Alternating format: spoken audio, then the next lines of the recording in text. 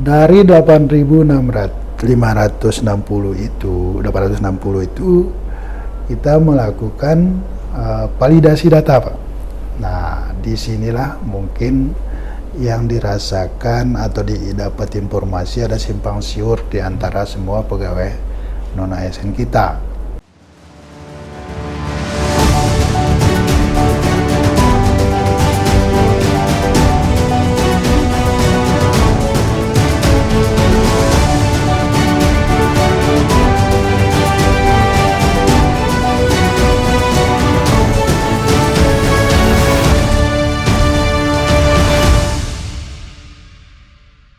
Assalamualaikum warahmatullahi wabarakatuh. Waalaikumsalam warahmatullahi wabarakatuh. Alhamdulillah, tamu kita hari ini di redaksi Suara NTB adalah Kepala Badan Kepegawaian Daerah NTB, Bapak Dr. Andus Muhammad Nasir.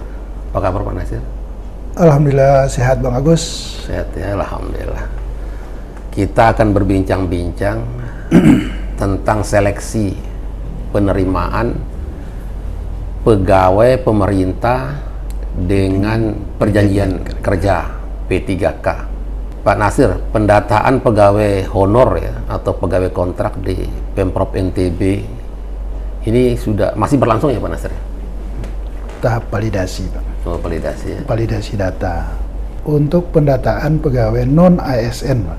Jadi istilahnya kalau kerennya itu bahasa honor. Honor ya. Jadi kita sesuai dengan surat Menpan awal diminta kepada pemerintah pusat dan daerah untuk melakukan pendataan, Pak. Titik dulu. Di pendataan, nah setelah kita lakukan pendataan, ternyata data yang kami dapat semuanya yang dikirim oleh semua OPD di lingkup pemerintah provinsi, pegawai non ASN kita berjumlah 15.860, Pak. Nah, dari 8.560 itu kita melakukan validasi data, Pak. Nah, disinilah mungkin yang dirasakan atau didapat informasi ada simpang siur di antara semua pegawai non ASN kita. Nah, kita kan diminta untuk melakukan validasi data dari 15.860 tadi untuk menginput seluruh data non ASN ini. Nah, di situ dibagi kriteria jabatan dasar seperti cleaning service, pamdal, supir, pramusaji. Itu kan tidak masuk dalam kriteria untuk masuk kategori ASN, Pak, atau pegawai pemerintah dengan perjanjian kerja. Karena itu nanti diatur, 4 jabatan dasar itu akan diatur tersendiri melalui outsourcing, Pak. Sehingga dalam pendataan kami sampai hari ini, kan ini kita terus validasi, Pak. Jadi masih banyak yang belum bisa memasukkan data pribadinya ke akun yang diterbitkan oleh BKN. Nah, sehingga disinilah timbul polemik, Pak. Ada yang bisa dan tidak bisa. Tapi data itu sudah terkirim seluruhnya 15.860. Nah, yang bisa memasukkan data ke akun BKN, Pak, karena ini kan bukan dari kita, itu 9.000 lebih, Pak, dari 15.000. Nah, sisanya itu kendalanya apa itu, Pak? Kendalanya itu tadi, Pak. Jadi kode jabatan yang seperti yang saya sebutkan 3 tadi, itu pasti di-delete kalau terkirim, Pak. Tapi bukan tidak terdata. Akunnya yang tidak bisa dibuat. Batas validasinya kapan ini, Pak? Tanggal 15 besok. Tapi kita masih memvalidasinya sampai tanggal 30 Oktober. Jadi banyak sekarang yang sudah masuk, yang saya sebut tadi itu 9.000 itu sudah tervalidasi, Pak. Nah, kalau mereka tidak tervalidasi berarti tidak bisa ikut seleksi P3K dong? Makanya kan nanti kan ada tahapan kita validasi data ini tahap pertama, terus tahap kedua. Batas akhirnya kan tanggal 23 November 2023, Pak. Oh. Jadi masih ada waktu ya? Masih. Jadi prinsipnya informasi ini kan pusat ingin mengetahui berapa sih banyaknya pegawai non ASN di seluruh Indonesia.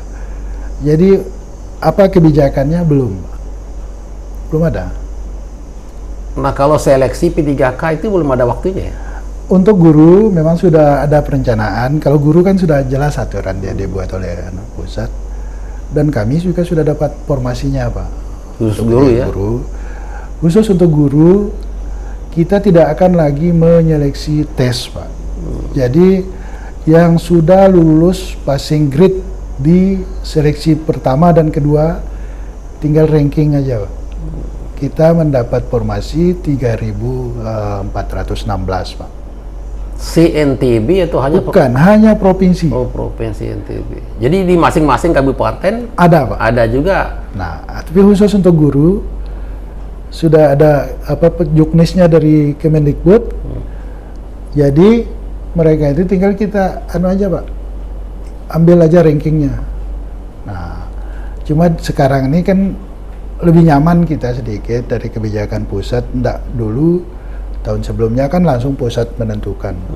Nah, sekarang untuk penempatan di daerah itu timnya sudah ditunjuk oleh Kementerian Dikbud,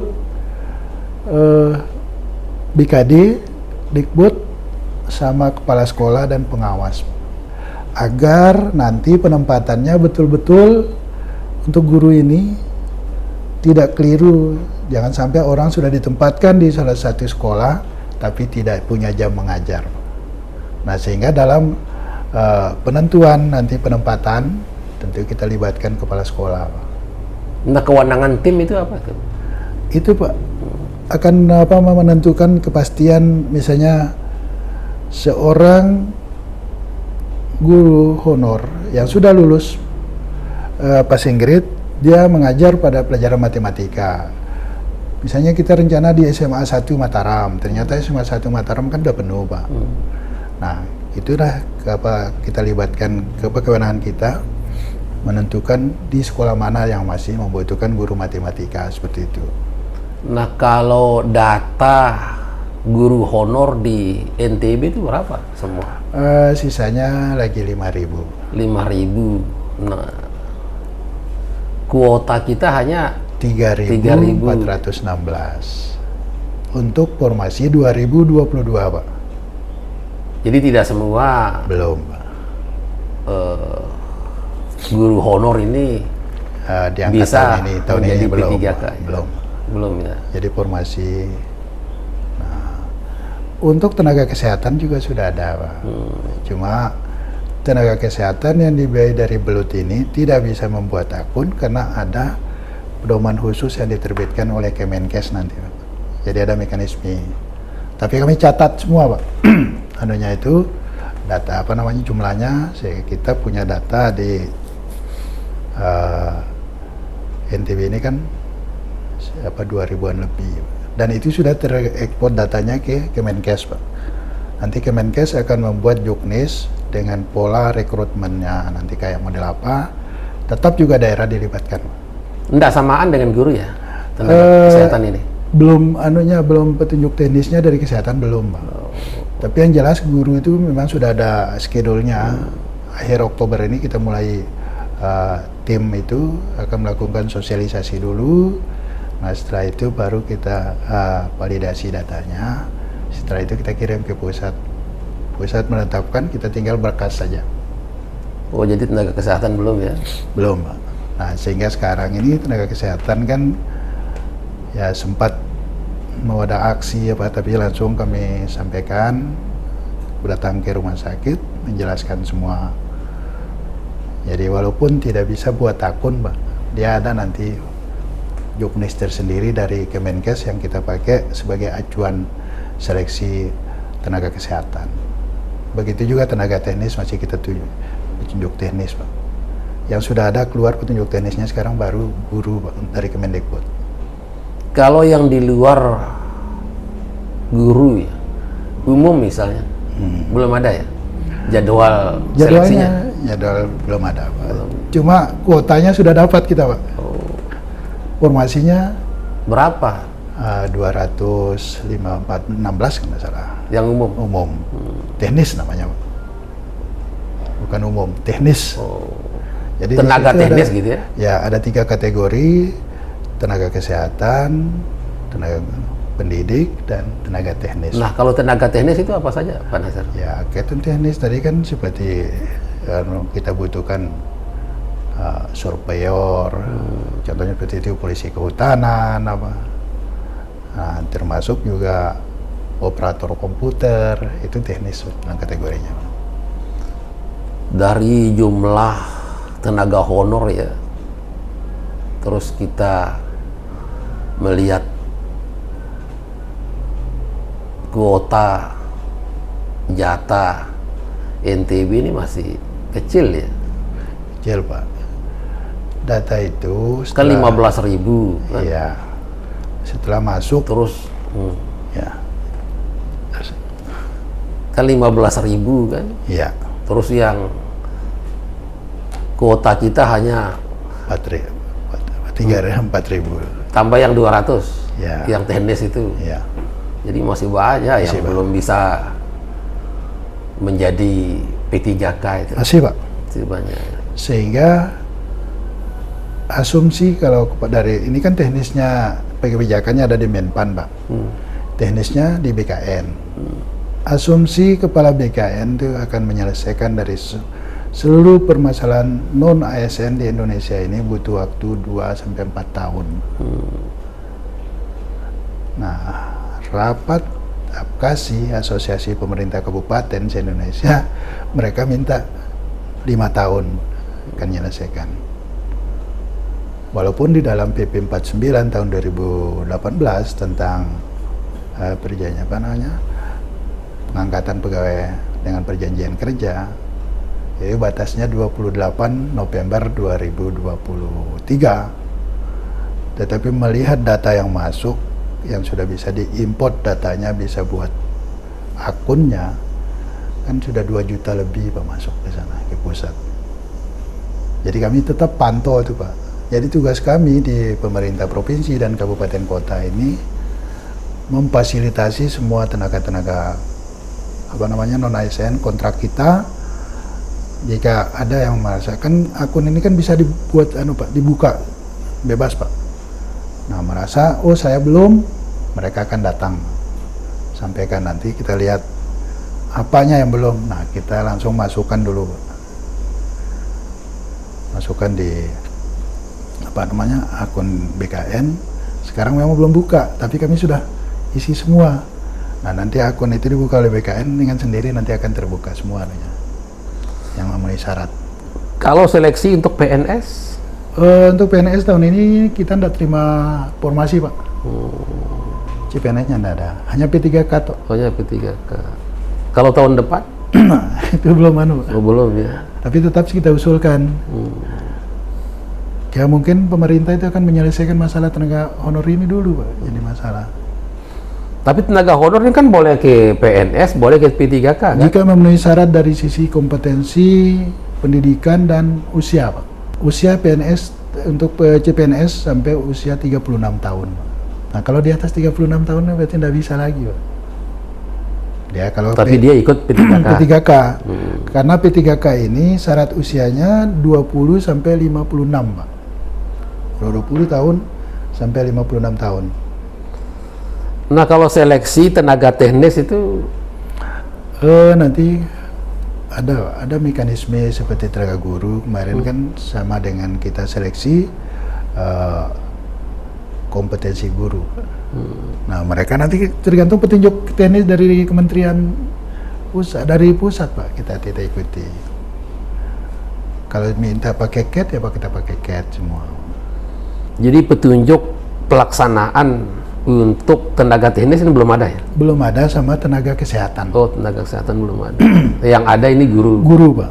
Dan kami sudah 4 kali pertemuan dengan Kementerian Dikbud, Menpan, dan Kementerian Keuangan juga dilibatkan karena itu kan menyangkut masalah gaji dengan BKN sendiri sebagai teknis seleksinya ada di BKN. Kalau untuk kabupaten kota Pak Nasir ada data enggak? Untuk kabupaten kota se-NTB tenaga guru sebanyak 8.174 Pak, yang terdiri dari provinsi 3.412, Kota Mataram gurunya 263, kemudian Lombok Barat 172, Lombok Tengah 174, Lombok Timur 2.057, Sumbawa Barat 202, Sumbawa 1.298, ya betul, Dompu 301, Kabupaten Bima 373, dan Kota Bima 152 untuk guru. Nah, untuk tenaga kesehatan provinsi 446, keliru saya ralat tadi ya. Kemudian Mataram 50, Lombok Barat 110, Lombok Tengah 109, Lombok Timur 255, Lombok Utara 28. Oh tadi enggak saya sebut Lombok Utara ya, maaf loncat. Untuk guru Lombok Utara 204 ya. Nah, tenaga kesehatannya 28, Sumbawa Barat tenaga kesehatannya 128, kemudian Sumbawa 160, Dompu tidak ada formasi tenaga kesehatan, Kabupaten Bima 90, dan Kota Bima 51 tenaga kesehatan. Nah, kemudian yang ketiga tenaga teknis provinsi 204 Pak, peralatan tadi ya. Nah, kemudian Kota Mataram tidak ada tenaga teknisnya, Lombok Barat 2 formasi Pak,